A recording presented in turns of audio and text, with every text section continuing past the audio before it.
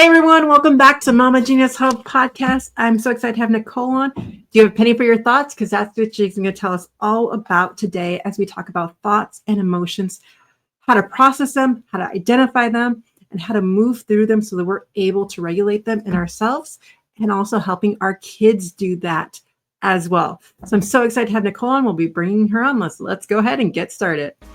Welcome to Mama Genius Hub podcast, where we support moms with big dreams, from entrepreneurship to personal aspirations.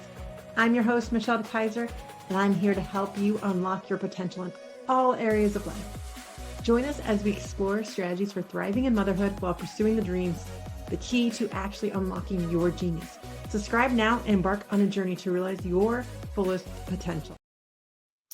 So Nicole Oke is the author of the Penny Panda series, which we were just talking about how my son loves pandas, including Penny Panda and the Gift of Possibilities, and Penny Panda and the Emotional Ninjas. We're going to dive into those emotions today. These charming books follow Izzy as she learns to navigate her emotions as she helps her companion Penny Panda. Highlight themes of emotional intelligence, self-confidence, and friendship, as aren't those such important aspects as kids?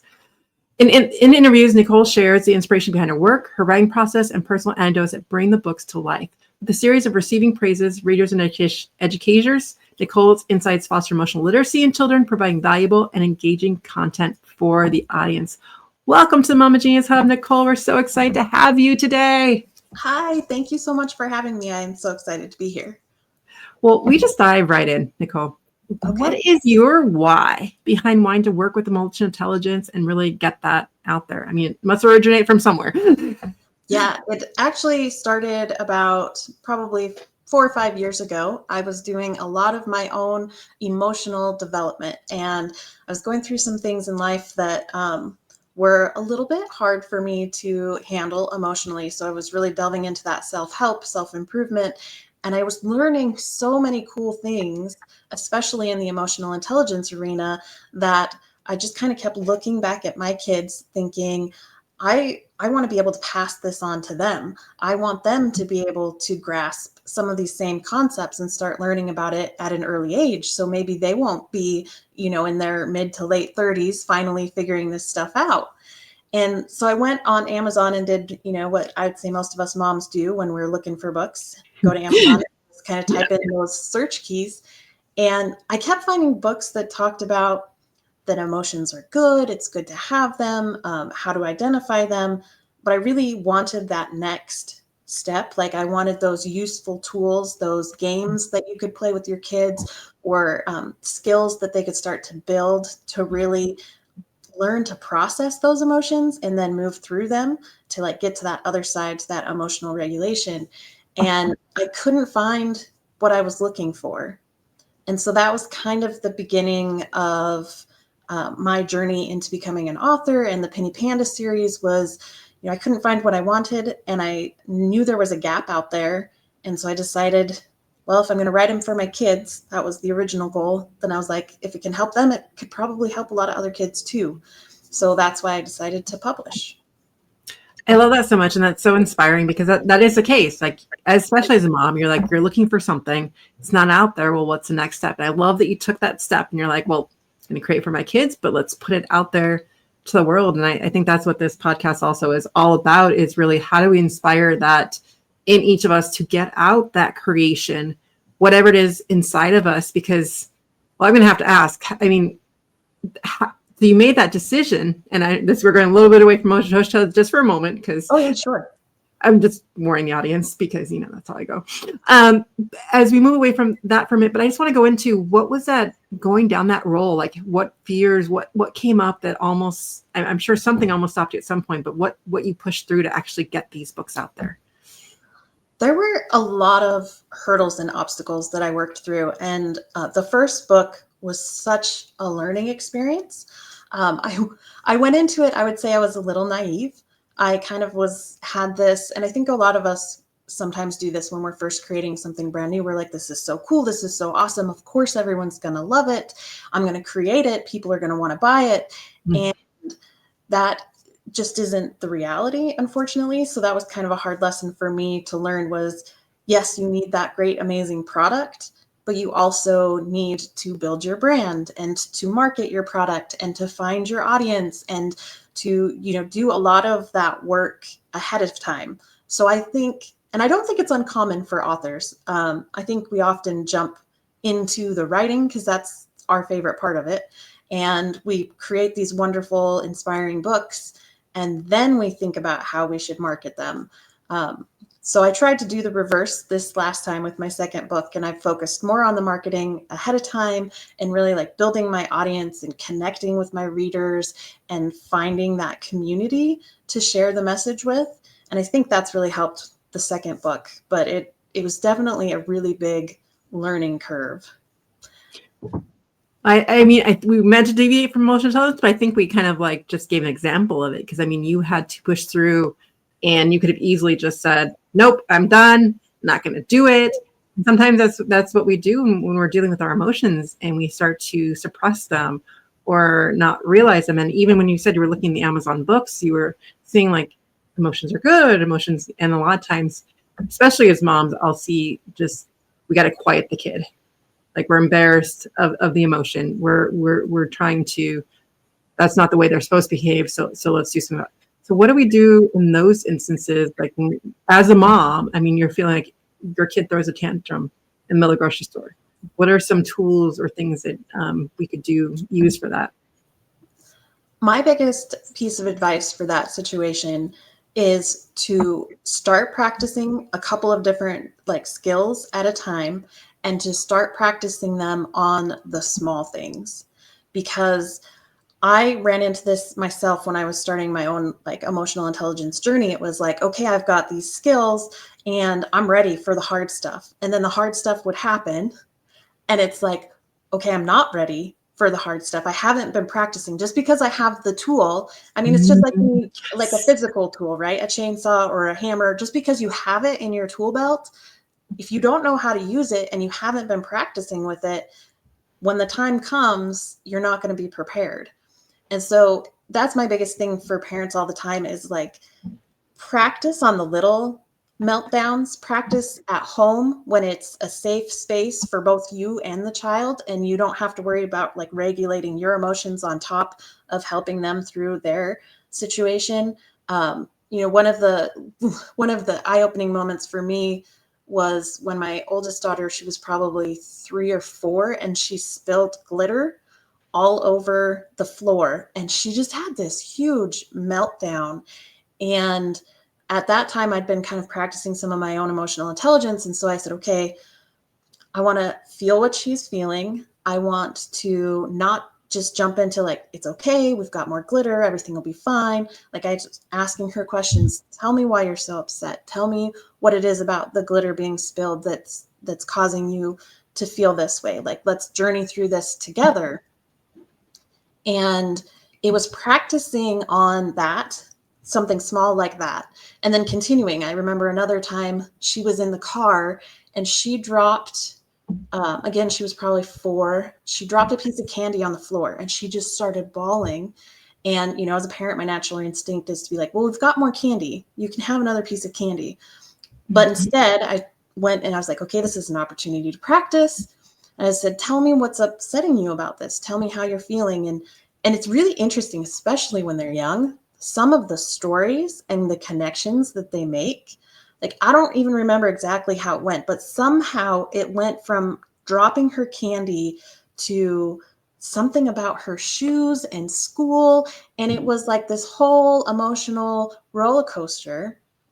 But what I found in practicing in those small moments is it's like we were able to move from being upset to identifying what we're feeling, which can move your child into, out of that kind of primary emotional brain into a more logical state.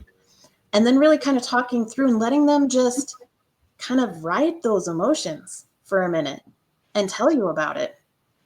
And then it kind of ends, if we give them the time, they'll kind of come to their own conclusions and they'll figure it out for themselves that it's going to be okay. And, as a parent, I think in those situations, our job is to reassure them, to be like, to say, you're not alone. I'm here with you. It's okay if you're upset. I understand too, that sometimes in life, when we're in that grocery store or something like that. We may not have the luxury of that time, but the more that you practice this and the more you build those relationships, the easier it is in those bigger moments to say, okay, I want to hear all about why this is so upsetting to you, but let's do it when we get to the car. Let's get through the checkout line. We need to get this done first. And then I want to hear everything you have to tell me. And being able to build those relationships and then kind of, practice. So when those big moments come, it can be really helpful. Oh, I love that so much. And it's so true that the conversations I've had with my 8-year-old and the amount of stories, and like when you give them time and space, like you would never have pictured what the connections that they make together and like what is really bothering them. And we try to assume, and it's not a big deal, but it is a big deal in these little eyes who have done all that. But we'll talk about that right when we get back. Attention mompreneurs. Do you feel like you're constantly juggling the responsibilities without a moment to yourself? It's time to pause and reflect with our Mama Genius quiz. Tailored for busy mamas like you, this quiz will help you identify what's blocking your path and inspire you to harness your unique strengths. Transform how you manage life and business, find your rhythm, and ignite your joy. Visit mamageniushub.com today to discover your Mama Genius. Again, that's mamageniushub.com. And remember, with the quiz or any of that, it's about being that role model first. And so I love how Nicole was talking about how she had to learn to regulate her own feelings first. And once we start to do that, then we're in the space where we can work with them to regulate their feelings. I love how you're talking about the small moments and starting there. But I want to double back then now to those feelings as a little kid, because we think that candy dropping isn't a very big deal. Like we have like 20 million things going on in our heads as busy moms, right? But you think about a 4-year-old, you think about an 8-year-old who that just happened to, that is their world.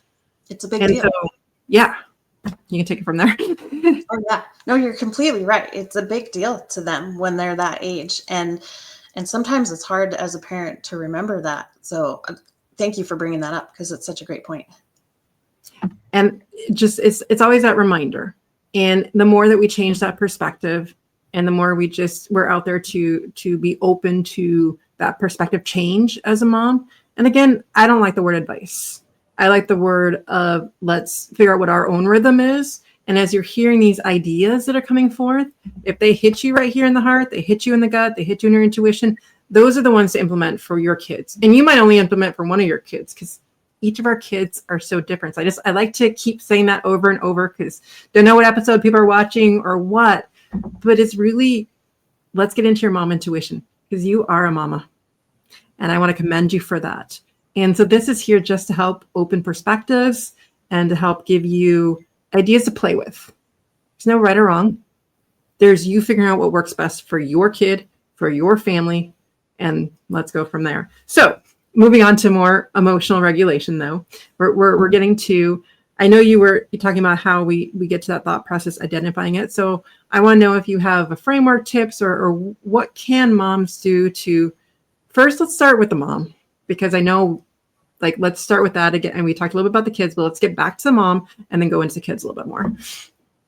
So the number one thing you can do as a mom is to really work on your own self-awareness and to kind of learn about your own triggers, to figure out what things upset you, how you react in certain situations, what things throw you off balance.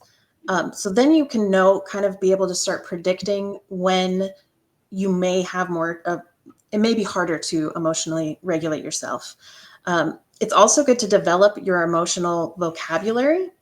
There are so many words that we use interchangeably that really don't mean the same thing, like envy and jealousy. We sometimes use those, but they don't really mean the same thing. And so the more that you can learn about the emotions and how you feel emotions and demonstrate that even for your kids, that's like an amazing place to start. And I communicate all of that. It's kind of like, when they recommend when your children are little that you explain everything you do, kind of narrate your life. And that helps them learn the words, like mom's cooking on the stove is hot. Like we do that to help build their vocabulary, but you can do that with emotional vocabulary too. I'll tell my kids quite often, I'm feeling overstimulated. The TV's on, the radio's on, we've got toys making noise, and we're all singing. That's too much for mom right now. So I need to turn one of these off.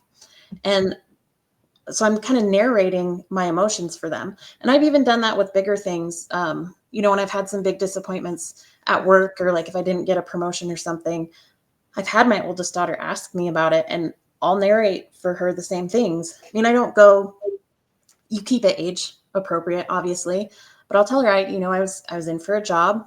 I really was hoping to get it. I didn't. It hurts. I'm sad. I'm disappointed.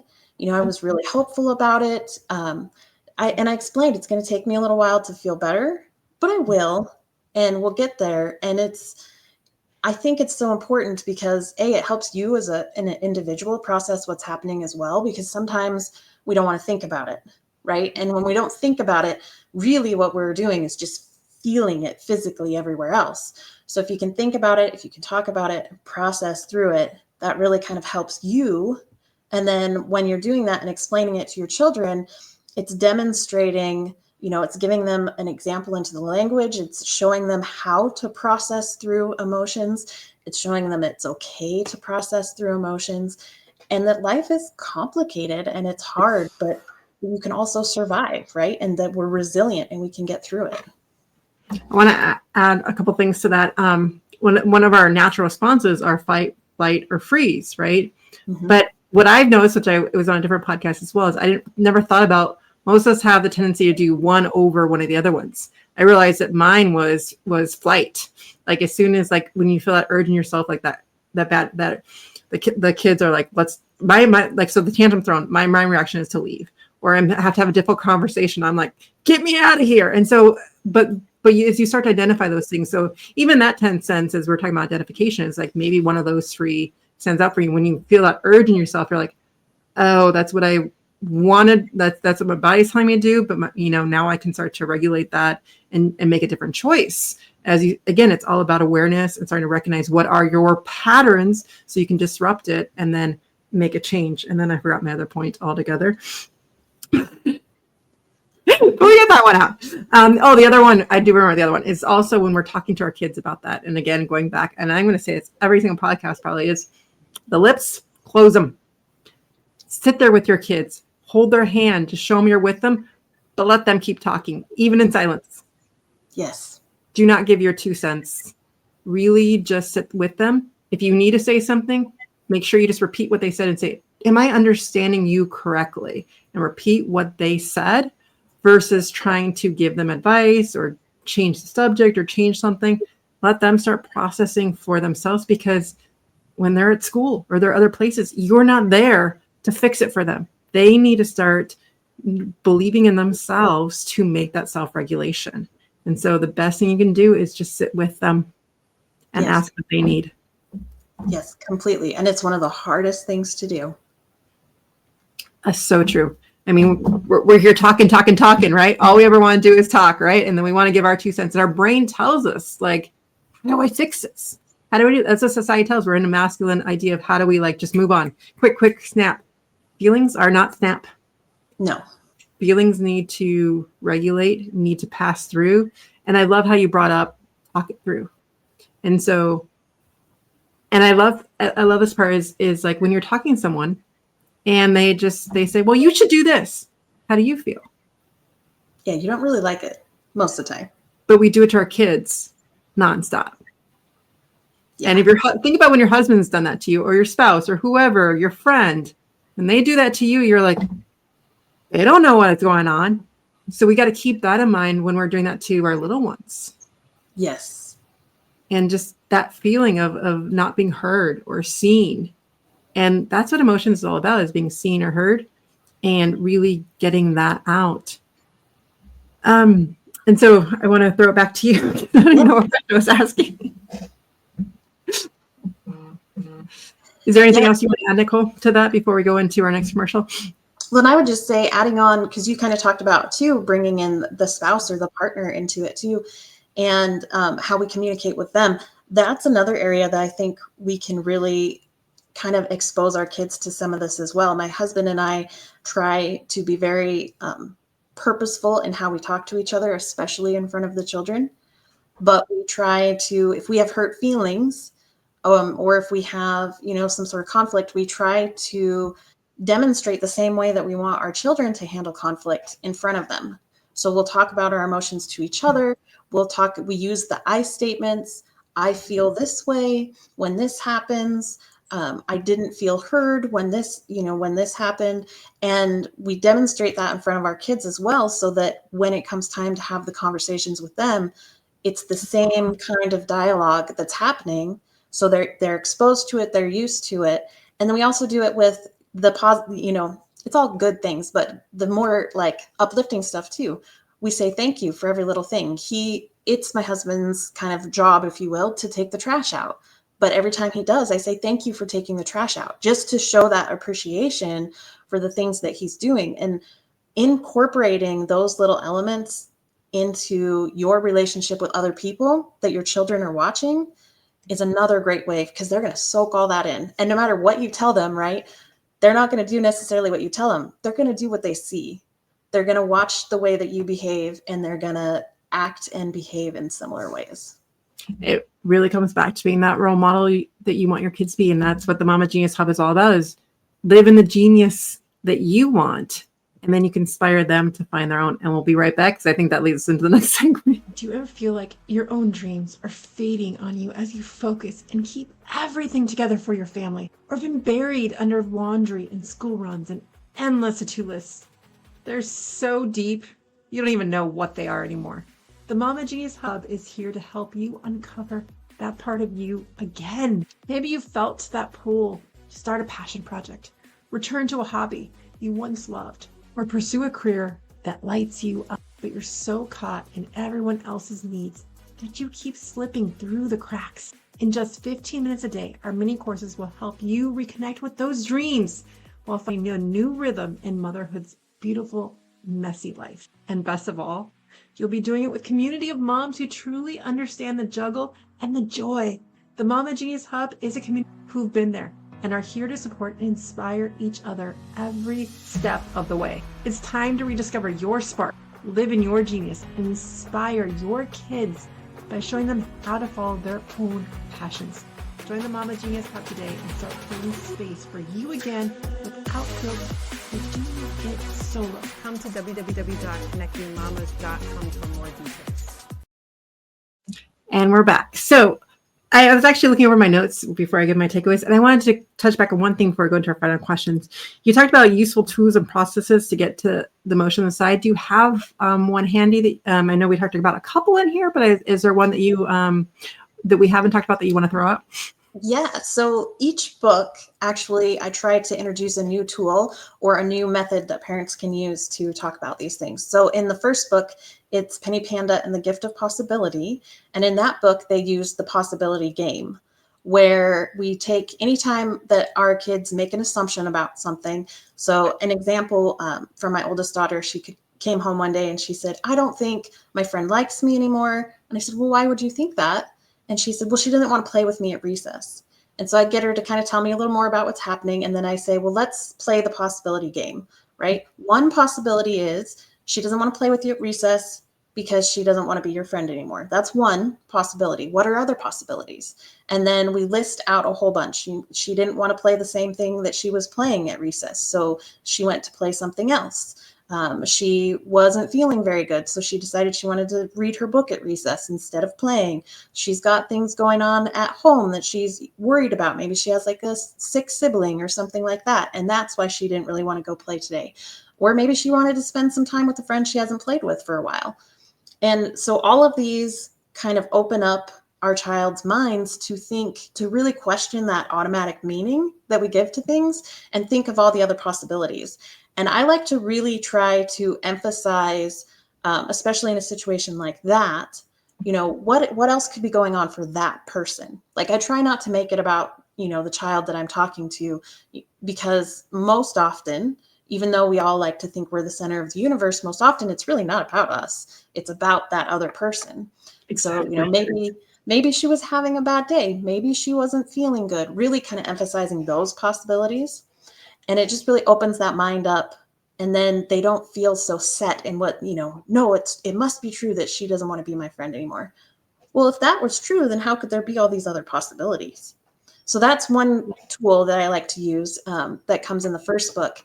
And then the second book is all about being able to kind of visualize our emotions as these separate little, we call it in the book, they're ninjas, because it's Penny Panda and the Emotion Ninjas. But being able to kind of separate them a little bit from ourselves, knowing that they're part of us, that they're here to help us, that they serve a purpose, but we get to choose what we do with our ninjas. We're the boss of our ninjas.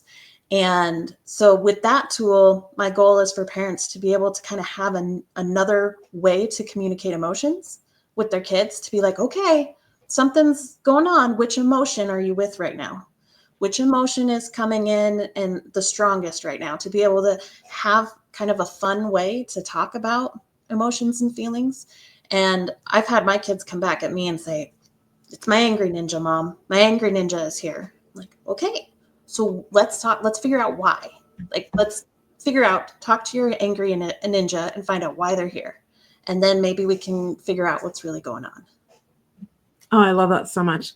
On that note, we're going to get to our final question today because we are running out of time. What do you think is one of the common misconceptions about motherhood that holds many moms back from truly stepping into their genius? I think the biggest misconception is that we all have this feeling, and I don't know where we get it from, if it's from society or from our own selves, but we have this idea that we need to be perfect and that we need to do it all right, that we need to be the best at everything that we do, and that we can't ever make a mistake and get it wrong. And I can't even tell you how many times I've had conversations with fellow moms where like just waiting at school for pickup or something like that. And I'm like, oh my gosh, my kid had a meltdown. And there's like this sense of relief with all the other parents, like, you too? Like, I'm not alone. We have this fear of talking about the hard stuff and the stuff that isn't going well. And it's, you don't have to be perfect. You're showing up, you're trying. Obviously, if you're listening to podcasts like this, you're doing everything within your power to really be the best mom that you can be. And that's got to be good enough, because we're all human. We're all going to make mistakes. And remember, done is always better than perfect, because you're going to keep circling your head. Oh, I can do that. I can do that. And we live in that perfection. That's what causes procrastination, is that we're like thinking, we want to skip from like learning how to do something to it just being right. Well, then we don't have that learning curve. We don't have that journey and all of that goes with it. So we got to change that mindset to be done is better than perfect, and perfectly uneven. That it gets done. And on that note, the beta launch of the Mama Genius Hub was this week, imperfectly, kind of quiet, but just getting it out there. And it was better than waiting till it doesn't work on the phone yet. It was better than waiting till it does. We have computer access. Let's get started. Let's get this stuff out here. Let's start moving forward. So on that note, Nicole, tell everyone how they can get a hold of you and if you have a free gift for us. Yes, of course. So you can get a hold of me on almost any social media platform. The wonderful thing about having a last name of Oke, spelled O-K-E, is that it's very unique. So even if you just put in Google Nicole Oke, spelled O-K-E, you will find all of my social media and my website. Instagram is @NicoleOkeAuthor, Facebook @NicoleOkeAuthor, and my website is Nicole Oke Author. So I tried to keep everything pretty simple and even for folks to get to. I do have a freebie that you'll be able to share with your audience, and it's for some ninja mindfulness exercises. And these go along with the second book, Penny Panda and the Emotion Ninjas. And then if you subscribe for that, you'll also get onto my mailing list, and I have a whole bunch of freebies coming out, especially over the holidays. I try to give away activity books and lessons for the kids, all sorts of fun stuff. Well, we need those for the holidays, because with all the travel, everything coming up. Actually, my daughter wanted to, side note, my daughter wanted to buy something from the book fair at school. I said, sure. And it was an activity book. And I said, sure, you can buy the book, but it's going in my backpack right now, and you can have it on the plane when we go to Seattle. Right. So some just quick tips for you. Like, if they want those things, say yes. And then just put, but it is in my work bag now because I knew I was going to forget it, but I won't forget my work bag. Right. And so it's there right now. It's sitting right there right now. She bought it last week or something. And I was just like, you will have that on the plane. all yours. Yes. That's Actually, awesome. thinking about it, I'm not traveling with her. I need to give it to my husband. Mental note. All right, moving. So with that note, we're going to take you away for a minute, and we're going to go through the key takeaways from today. I'm so excited. There's so many of them. Wasn't that an amazing episode going through? And so the first key takeaway was to give those useful tools and process emotions to get through to the other side. And so I kind of circled back to that, and she told us about that possibility game inside, how we question that meaning. What else is actually going on? And that is the case most time, because when we think about it, we think everyone's paying attention to us, but most time everyone's paying attention to themselves and not realizing what's going on with them. So our kids aren't realizing that as well. Even as adults, we forget that too. So it's a really good reminder of the possibilities of what's going on. Number 2, that we start the practicing skills in the smaller skills at home in time. So like we were talking about the grocery store incident, that if you're practicing those stuff ahead of time, then you're able to handle that differently.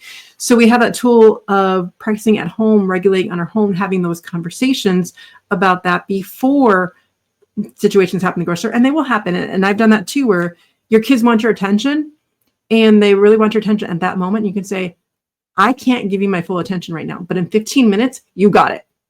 And usually that's the case. And same thing with the store is when they're throwing that meltdown, going, can you tell that to me? Let's finish this up. Can we get to the car? And the floor is yours. Just know that, say that you want to give them your full undivided attention, because it's essentially what you want to do. You don't want to blow them off. And then that comes to number 3, where we start asking the questions. Then when they're telling us what it is, we start saying, why are you upset? Why are you feeling this way? And those stories, we don't realize it. They're 8, they're 6. This is a big deal to them. And the things that they connect in their head, like they're like almost inspirational. Because like I look at her and go, how the heck would you put those things together? And so we have to take ourselves back. And you listening to this right now is a good step, and just reminding us those are the key steps, so that we're really listening to them, creating those stronger connections, because we're giving them our full time. And we can't always do it, but you can tell them, I can do it in half an hour. I can do it in 5 minutes. Which then leads us into step number 4, which is that self-awareness of your own triggers. We talked about figuring out what upsets you, what throws you off balance, starting to identify those things, because usually when you're triggered by something in someone else, it's because something's happened to you or whatever it is. When you start to identify that, you know to look for that. And I brought up the idea of the fight, flight, and freeze, and I was like, oh my gosh, I'm a flight person. I didn't quite realize it till someone pointed it, like to identify what it is. So what from those 3 do you do more often? And you're like, oh, that's why I do that. And when we start to make those connections, we're able to stop the pattern and make a change. Which then leads us to number 5, where she was talking about that purposeful talk. Having those conversations with your spouses or one of the kids, or always using those I statements. I feel. It didn't feel good when this happened. And then also going into that gratitude and that appreciation of when someone does something. She gave the instance of her husband going out, and when my husband cooks dinner, it's like, thank you for cooking dinner. Or actually my husband has been in China, and my almost 14-year-old he cooked all day Sunday. I have to admit, I have to give him props, because he cooked dinner on Sunday. He cooked pumpkin bread, banana bread, a pumpkin pie, and he cooked 2 meals for this week. We have lasagna in the refrigerator, and we have tacos enchiladas for tonight that are just ready to go into the oven, because he wanted to help and he loves cooking. That's because we gave him the opportunity to develop that skill. And it's paid off in spades, except that I did have to come downstairs, brace myself for the mess in the kitchen, not say a word, kept it to myself, just cleaned up slowly behind him, and then kind of went through that. And then all I did was thank him for all his hard work, because it was a lot of work despite the mess in the kitchen. It was saved me a lot of time this week. So I truly, truly appreciate it. I'm going to bring back Nicole for her final takeaway. Yeah, thank you. You had so many amazing takeaways. I love it. And yeah, I think just my last takeaway would be, when it comes to emotional intelligence and social emotional learning, you just got to keep practicing and keep trying and get up every day and just do it again. Thank you so much, Nicole. It's been an honor to have you on here, learn more, dive into those emotions, because it is really about the more tools we learn. And again, these are tools, ideas. Figure out the ones that sit well with you. That's why we're just giving options. There's no mandatoriness. There's what works for my kid, for my family. Just always remember that. Listen to your own intuition, and we'll see you on the next episode. Bye, everyone. Thank you for joining us in today's episode of the Mama Genius Hub podcast. If you found value in our conversation, Please share this episode with another mama who might benefit. Sharing helps us build a supportive community and reach out to more mamas like you. After all, it's more fun when we do motherhood together. Until next time, stay motivated and continue to pursue your dreams as you shine in your genius.